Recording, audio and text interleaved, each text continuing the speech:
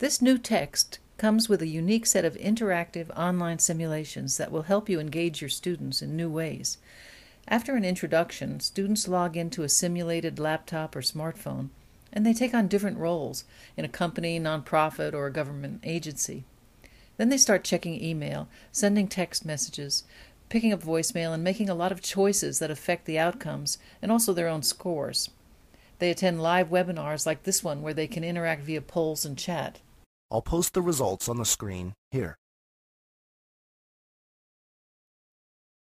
Volunteers and organizations are very good choices, much like employees and clients for DD Designs. Glad to see most of you pick them as entities. In this simulation, students first make choices about the best hardware and software for a mountain resort, and then they join a webinar to discuss them. Okay, now for the bandwidth choices. I like the maximum bandwidth recommendation. In the first chapter, for example, the student volunteers at a wildlife preserve and is asked to help the team interview candidates for the CIO position. They get the job description and resumes, and then they do video calls with each candidate.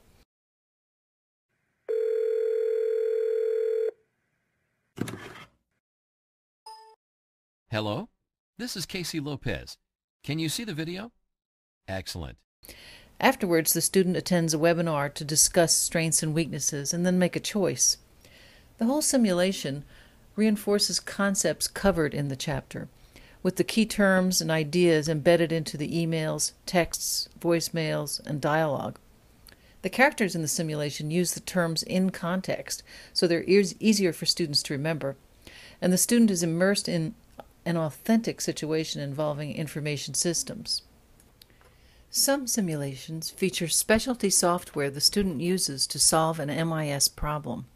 In the chapter on enterprise systems, for instance, students experience how information systems are critical for managing a supply chain.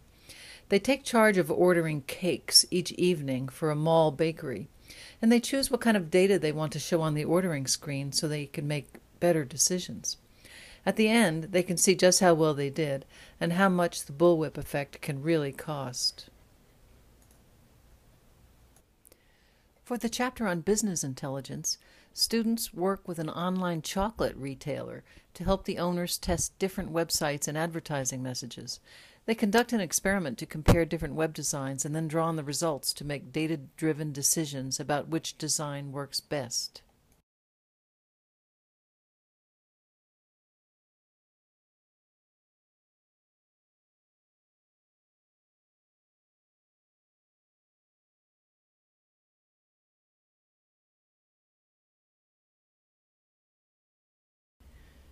To learn about databases, students work with a nonprofit that recruits volunteers and matches them to homeless shelters, hospitals, and animal rescue services. They first work with the team to learn what data they collect and what they're trying to accomplish. And then they use a database designer application on the laptop to choose the best entities, attributes, primary keys, and other features.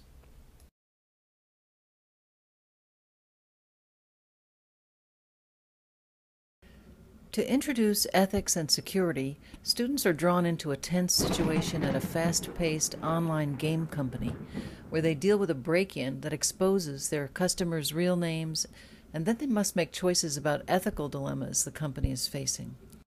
It's me, Lonnie. You better get down to the data center right away. It looks like we're in trouble.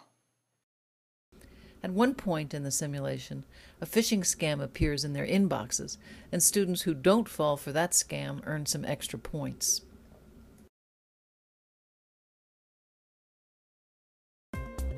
The instructor's manual for the simulations covers all the details and includes sample feedback to students.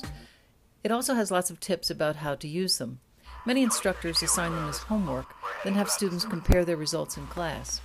You might also want to use them as part of your lectures to cover the material, pausing to let students debate each choice and adding your own insights.